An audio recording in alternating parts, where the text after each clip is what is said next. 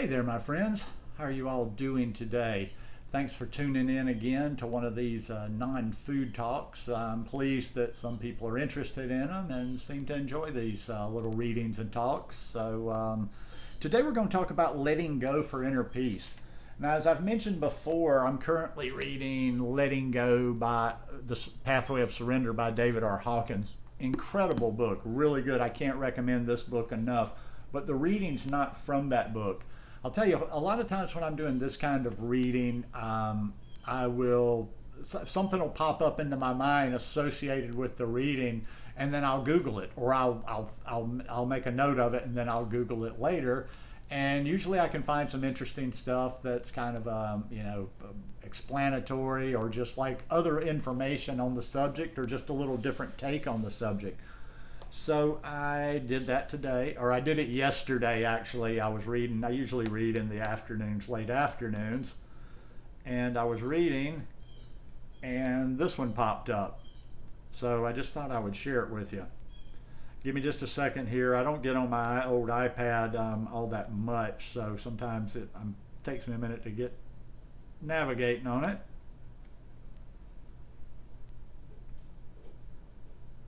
There we go. And this is actually, I don't know that if I've shared articles from here before or not, but this is a good little website, blog, I guess what it is tinybuddha.com. I'll put the link down below. And the title of the article is 9 Beliefs You Have to Let Go If You Want to Find Inner Peace.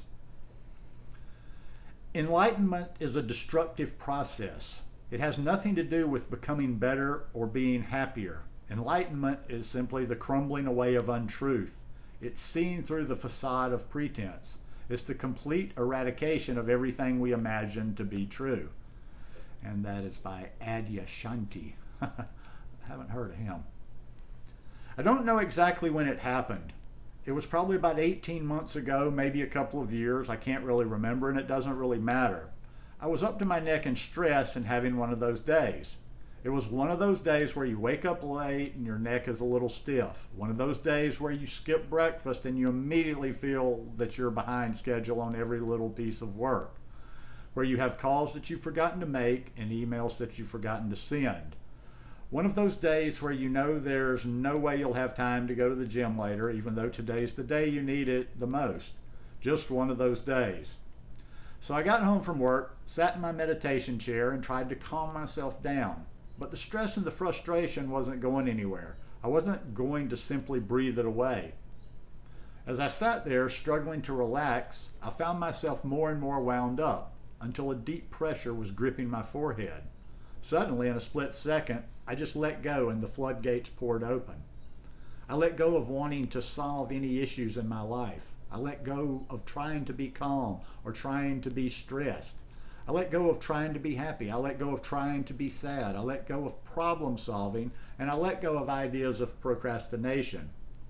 It wasn't the kind of letting go where your mind subtly grips onto something else. The kind of letting go when you scream, "I just don't care anymore," but you know you're now just holding on to the idea of not caring. It wasn't that. It was just letting go. And I realized at that moment that all my worries were tangled up in this thick web of beliefs I had about what I should have been experiencing.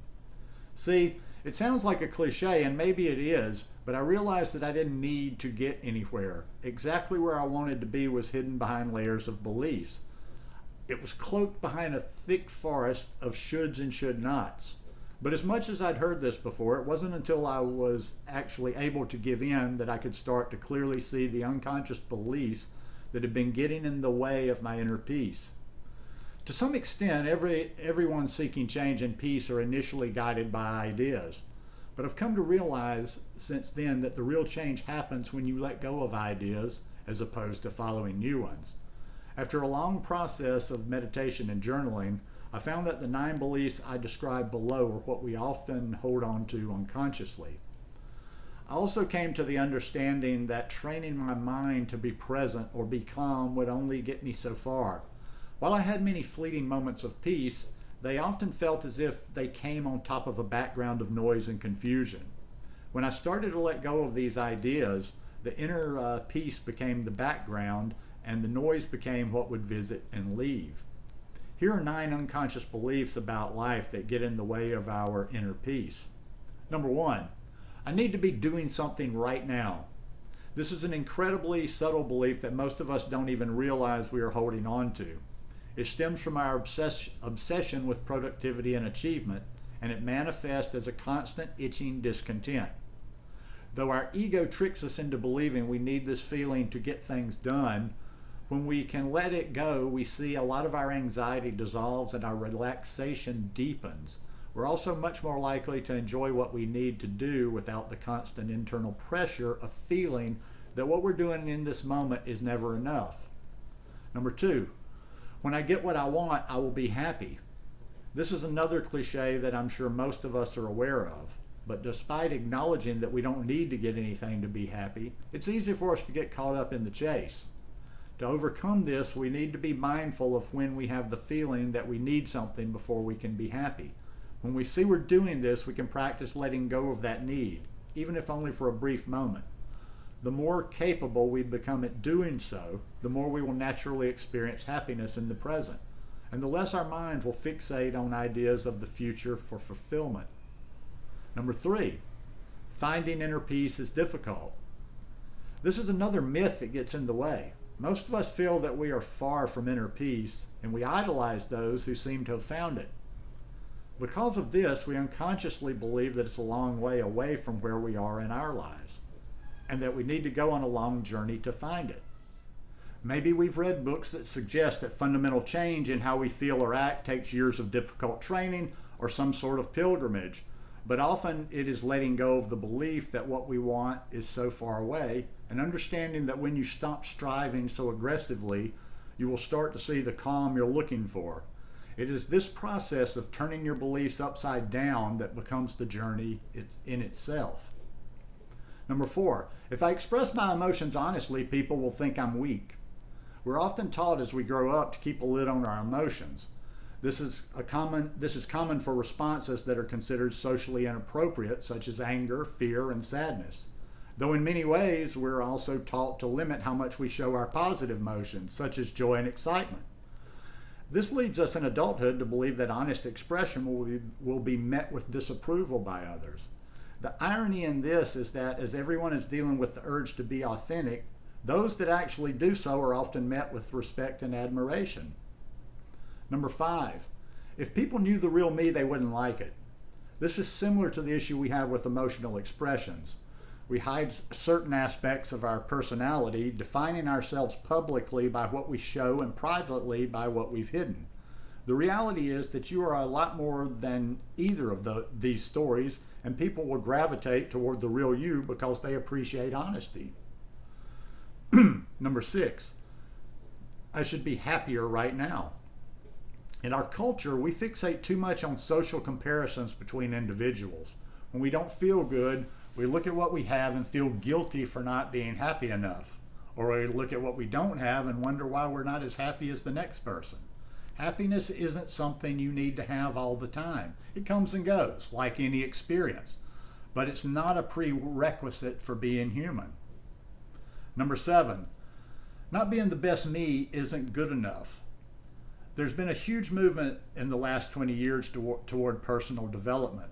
Though a lot of these ideas are healthy, they can be driven by toxic motives. Most people don't feel they need to better themselves out of a genuine need to improve their community, but out of the feeling that they're not good enough in the first place. When you can strip yourself of this ideal, you'll soon realize that the chase to being your best self is infinite and anxiety-inducing.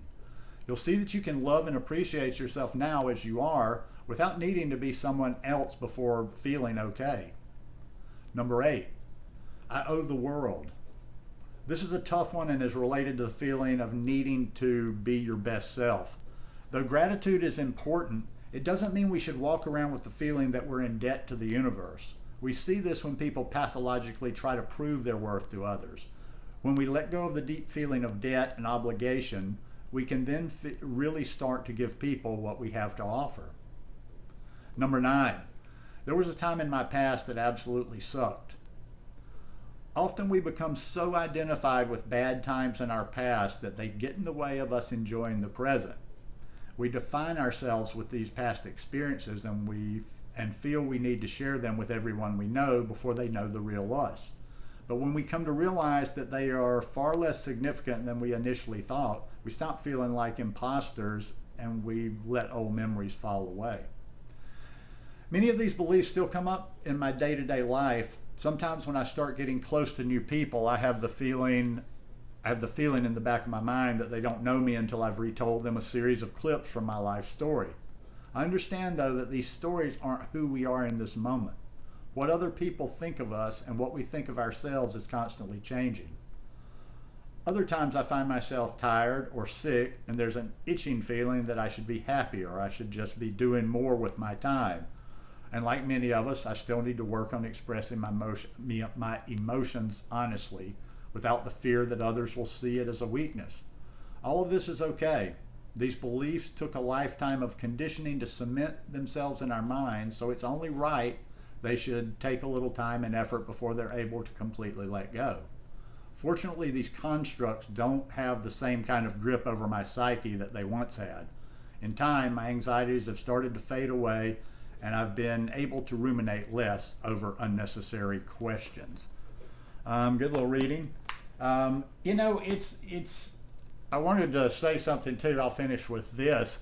A lot of times when I do these types of reading, whether it's on meditation or how to reach, or working on inner peace or just different things like that, people tend to express that I want to do this so much, but it's really hard, or it's easier said than done, or I would like to do this. And sometimes I kind of feel like the comment, listen, I'm working. This is a constant everyday thing. I do my daily meditation. I read. I focus on this kind of thing. I try to work with it on an everyday basis. I catch myself all the time. I kind of catch. I really try to put that mindfulness into effect every day, and I'm aware of more things in my day to day, whether they're good or bad. And I know that's kind of putting a judgment on it, but certain emotions, and that's another story, another part of that book, Letting Go, where they're talking about the different emotions and how they have higher energy rankings, more, they vibrate at a higher level or not. So like I say, I catch myself, and every time, like the other day, here's a good one, and I promise we're done after this one. The other day I went somewhere early Saturday morning. I went downtown to do some shopping before people got down, and I had to get gas, and I went there, and the pumps were messed up, and the person was just sitting inside, and yeah, I absolutely lost my shit. And right after I did it though, walked back out to my car, and I just started laughing. I was like sitting behind the wheel of my car, and I just caught myself, and I'm like, why are you acting like a child over there? It wasn't the biggest thing in the world, but it's day to day. It's day to day. I am not some enlightened person. I'm not like, achieving inner peace all the time on an even playing field. It's just, it's constant work. It's constant work, putting in the work, being aware, and just exploring more. So anyhow, that's enough. Hope you guys enjoyed this one today. If you like it, please give me a thumbs up, maybe subscribe, come back and check out videos from time to time, and I'll see you here again at the end of the week. Peace.